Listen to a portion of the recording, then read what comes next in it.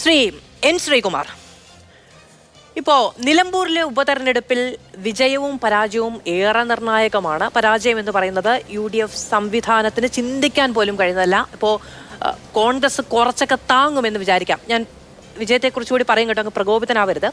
അപ്പോൾ പക്ഷേ ലീഗിനോ UDFിന്റെ മറ്റ് ഘടകകക്ഷികൾക്കോ ഒന്നും ചിന്തിക്കാൻ പോലും കഴിയില്ല എന്നുള്ളതാണ്. ഇപ്പോൾ കെ മുരളീധരൻ പറഞ്ഞ പോലെ 9 വർഷമായിട്ട് പുറത്തിരിക്കുകയാണ്. പിന്നെ എന്ത് ഇഷ്ടം, പിന്നെ എന്ന് ചോദിക്കുകയാണ്, പിന്നെ എന്ത് നേതൃത്വം എന്ന നിലയ്ക്ക് തന്നെ അത് പരിഗണിക്കുകയാണെങ്കിൽ ജയം എന്ന് പറഞ്ഞാൽ അത് നൽകുന്ന വലിയ ആത്മവിശ്വാസം ചില്ലറയല്ല.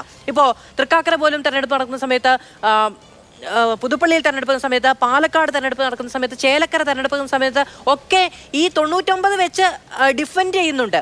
പക്ഷേ ഇത് കയ്യിലിരിക്കുന്ന സീറ്റാണ്. അവിടെ കടന്നു ചെല്ലാൻ UDFന് കഴിയുകയാണെങ്കിൽ അത് നൽകുന്ന സന്ദേശം എന്ന് പറയുന്നതും ചെറുതല്ല.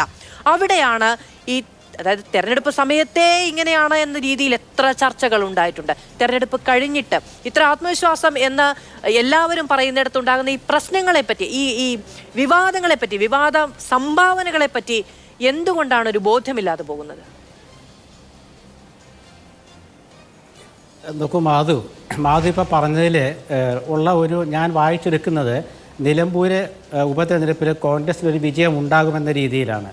കാരണം ഈ വിജയം ഉണ്ടാകുമെന്ന് മുൻകൂട്ടി കണക്കാക്കിക്കൊണ്ട് കോൺഗ്രസ് നേതാക്കൾ ചില പ്രസ്താവനകൾ നടത്തുന്നു എന്നുള്ള വ്യാഖ്യാനവും ഞാനതിൽ കാണുന്നുണ്ട്.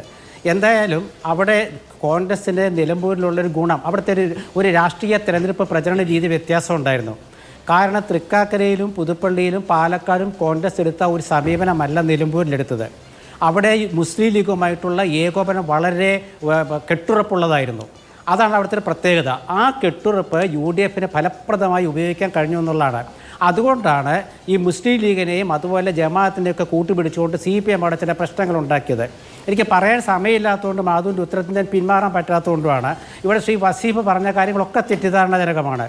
അവിടെ ലീഗ് വ്യക്തമായി പറഞ്ഞിരുന്നു, ജമാഅത്തെ ഇസ്ലാമിയും ഞങ്ങളും തമ്മിലുള്ള നയപരമായ വ്യത്യാസമൊക്കെ അവിടെ നിൽക്കുകയാണ്. വെൽഫെയർ പാർട്ടി പിന്തുണ പ്രഖ്യാപിച്ചപ്പോൾ ഞങ്ങളത് സ്വീകരിക്കുന്നു. അത് തന്നെ കോൺഗ്രസും പറഞ്ഞിട്ടുള്ളൂ. അല്ലാണ്ട് അവിടെ വേറെ താത്വിക ചർച്ചയ്ക്കൊന്നും അവർ പോയിട്ടില്ല.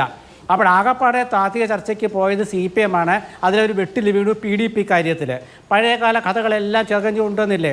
ഒരിക്കലും ഒരു പ്രത്യേക തെരഞ്ഞെടുപ്പ്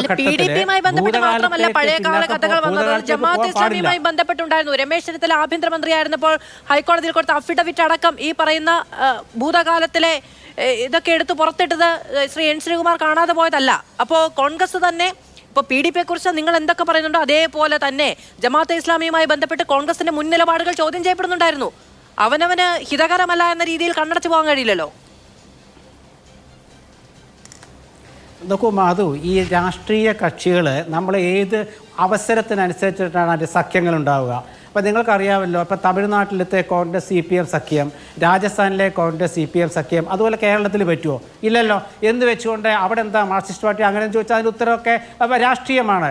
ഇവിടുത്തെ ജമാഅത്തെ ഇസ്ലാമി എന്ന സംഘടനയും അവരുടെ വെൽഫെയർ പാർട്ടിയും ഒക്കെ LDFന് പിന്തുണ കൊടുത്ത ഘട്ടവും ഒക്കെ നമ്മൾ ചർച്ച ചെയ്താണ്. അതിലേക്ക് പോകുന്നില്ല. PDPയുടെ കാര്യത്തിലേക്ക് നമ്മൾ പോകുന്നില്ല. അപ്പോൾ അതൊക്കെ രാഷ്ട്രീയ സാഹചര്യം അനുസരിച്ച് തെരഞ്ഞെടുപ്പ് കാലത്തുണ്ടാകുന്ന ഒരു അഡ്ജസ്റ്റ്മെൻറ്റുകളാണ്. ആ അഡ്ജസ്റ്റ്മെൻറ്റ് അത് സത്യമായിട്ടങ്ങ് പറഞ്ഞാൽ മതി. ഇപ്പം ഏതെങ്കിലും ഘട്ടത്തിൽ ഇപ്പം വെൽഫെയർ പാർട്ടിയുടെ പിന്തുണ കോൺഗ്രസ് സ്വീകരിച്ചു, അല്ല ജമാഅത്തിൻ്റെ പിന്തുണ കോൺഗ്രസ് സ്വീകരിച്ചു, അങ്ങനെ വരികയാണെങ്കിൽ ആ സമയത്ത് അങ്ങനെ ഒരു പിന്തുണ ഉണ്ടായിരുന്നു എന്ന് സമ്മതിക്കാം. അത് തെറ്റൊന്നുമില്ല.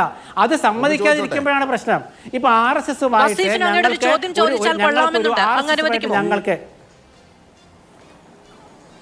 തീർച്ചയായിട്ടും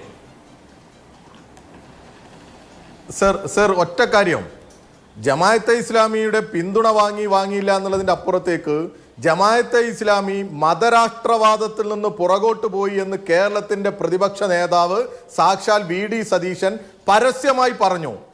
അത് ഈ നാട് പരിശോധിക്കേണ്ടതല്ലേ, അതിനെക്കുറിച്ച് ചർച്ച ചെയ്യേണ്ടതല്ലേ എന്നുള്ളതാ ചോദ്യം. ഇപ്പോൾ നിലമ്പൂർ ഇലക്ഷൻ കഴിഞ്ഞല്ലോ, അതിനെക്കുറിച്ച് അങ്ങയുടെ അഭിപ്രായം എന്താണ്?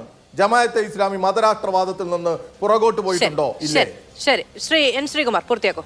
അതൊരു പ്രധാന പ്രശ്നമല്ലേ? അല്ല, ഞാൻ പറയാം. ഞാൻ ചോദ്യം നിങ്ങൾ തന്നെയാണ് ചോദിക്കേണ്ടതും.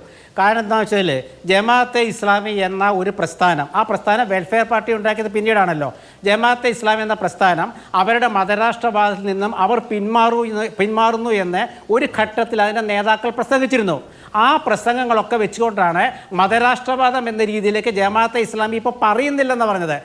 അത് നാളെ അവർ തിരിച്ചു വരുമോ അല്ലെങ്കിൽ അത് സംബന്ധിച്ചുള്ള ചർച്ചകളൊക്കെ വേറെ നമുക്ക് നടത്താവുന്നതാണ്. പക്ഷേ അവരുടെ മുമ്പിൽ അവർ പറഞ്ഞൊരു കാര്യത്തിൽ പഴയ കാലത്തെ പോലെ ഞങ്ങൾക്കിപ്പോൾ ചിന്തയില്ല. അവർ രൂപീകരിച്ചത് വെൽഫെയർ പാർട്ടിയാണ്. ആ വെൽഫെയർ പാർട്ടിക്ക് വേറൊരു സംഘടനാ സംവിധാനമാണ്. ആ സംഘടനാ സംവിധാനത്തിലുള്ളവരാണ് UDF-നെ ഇപ്പോൾ പിന്താങ്ങുന്നത്. അത് 2019 പിന്താങ്ങി, അപ്പോൾ നമ്മൾ ചർച്ച ചെയ്തില്ലല്ലോ. 2021 പിന്താങ്ങി, നമ്മളെ ചർച്ച ചെയ്തില്ലല്ലോ. ഇത് നിലമ്പൂർ ചർച്ച ചെയ്യാൻ കാരണം എന്ന് വെച്ചാൽ അത് മലപ്പുറം ജില്ലയായതുകൊണ്ടും മലപ്പുറം ജില്ലയെക്കുറിച്ച് മുഖ്യമന്ത്രി നടത്തിയ ചില പ്രസ്താവനകളുള്ളതുകൊണ്ടും മലപ്പുറം ജില്ലയെക്കുറിച്ച് CPM-ന്റെ നേതാക്കൾ പല ഘട്ടത്തിൽ നടത്തിയ അഭിപ്രായങ്ങളുണ്ട്. ഒരു മിനിറ്റ്, ഒറ്റ കാര്യം ഞാൻ പറയാം. ഇവിടെ വിഷയം എന്താണെന്ന് വെച്ചാൽ അവിടെ UDF-ന് ഒരു നിലപാടുണ്ടായിരുന്നു. ഞാൻ ഒരിക്കലും ചർച്ചയെ പറഞ്ഞിരുന്നു. ഇവിടെ ഗോവിന്ദ മാഷിന്റെ ഒരു നിലപാടില്ലായ്മ മോശമായി ഒന്നും പറഞ്ഞിട്ടില്ല. ഞാൻ പറയട്ടെ, നുണ പറഞ്ഞു പോയത് സർ. അങ്ങേ പോലെ ഒരു മാധ്യമ പ്രവർത്തകൻ എന്ന് പറഞ്ഞിരുന്ന് വെറും കോൺഗ്രസ്സുകാർ സതീശനേക്കാൾ മോശമായ രീതി പറഞ്ഞു പോയത്. നുണ പറഞ്ഞു പോയത്. അല്ലല്ല വസീഫെ, എന്റെ കാര്യം വിട്, എന്നെ നിങ്ങൾ വിടും. അല്ല, എന്റെ കാര്യം വിട്. ഞാൻ അല്ലല്ല, ഒരു മിനിറ്റ്. അല്ലല്ല, ഞാൻ ആരെങ്കിലും ആയിക്കോട്ടെ, ഞാൻ പറഞ്ഞതല്ല. മലപ്പുറത്തെ കുറിച്ച് മുഖ്യമന്ത്രി നടത്തിയ പരാമർശങ്ങൾ ചർച്ച ചെയ്താൽ അത് നിങ്ങളില്ലെന്ന് പറഞ്ഞാലൊന്നും സമ്മതിക്കുന്ന കാര്യമല്ല. അത് നമ്മൾ ചർച്ച ചെയ്തതിന് സമയങ്ങളല്ലേ വെറുതെ. അവിടെ പ്രശ്നം എന്താ വെച്ചാൽ സമയം കളയുന്നില്ല. ആ ഹിന്ദു പത്രത്തിൽ തന്നെ അങ്ങനെയല്ല.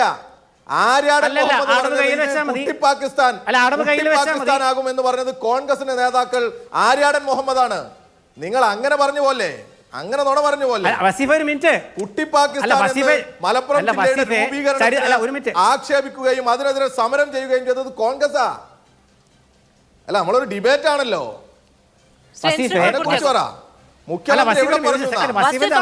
ഒരു ചോദ്യം എന്നുള്ളത് ഞാൻ ശ്രീ എൻ ശ്രീകുമാറോട് അനുവാദം ചോദിച്ച് അങ്ങയിലേക്ക് വന്നതാണ്. അതങ്ങ് ദുരുപയോഗം ചെയ്യരുത് ശ്രീ എൻ ശ്രീകുമാർ. അല്ലല്ല വസീഫെ ഒരു മിനിറ്റ്.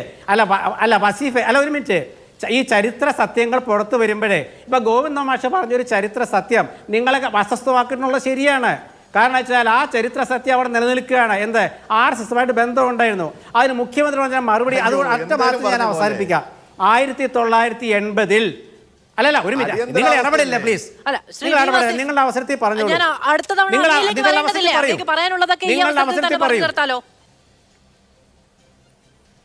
നിങ്ങൾ അവസരത്തിൽ പറയൂ. മുഖ്യമന്ത്രി പറഞ്ഞൊരു കാര്യം ഞാൻ പറയാം. 1980 കോൺഗ്രസ് ജനതാ പാർട്ടിയുമായി സഹകരിച്ചു, ജനസംഘവുമായി സഹകരിച്ചു എന്നൊക്കെ മുഖ്യമന്ത്രി പറഞ്ഞു. എന്നിട്ട് അതേ ഒരു കാര്യം പറഞ്ഞു, അപ്പോൾ ഞങ്ങൾ ജയിച്ചു. ആരായി ഞങ്ങള്? കോൺഗ്രസിന്റെ AK ആന്റണിയുടെ ഗ്രൂപ്പ് അതിലുണ്ട്. VC കബീർ ഒറ്റപ്പാലത്ത് ജയിച്ചു. മുഖ്യമന്ത്രി പറയാ, ആരായിരുന്നു VC കബീർ? കമ്മ്യൂണിസ്റ്റുകാരനായിരുന്നോ?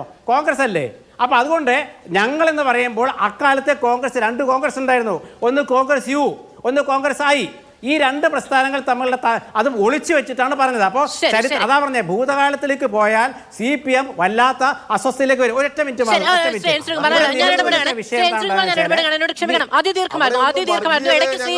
സംസാരിച്ചുകൊണ്ടാണ് ഞാൻ അങ്ങനെയൊക്കെ വീണ്ടും കണ്ടിന്യൂ ചെയ്യാൻ പറഞ്ഞത്. വസിഫ്, ഞാൻ വരാം, ക്ഷമിക്കൂ.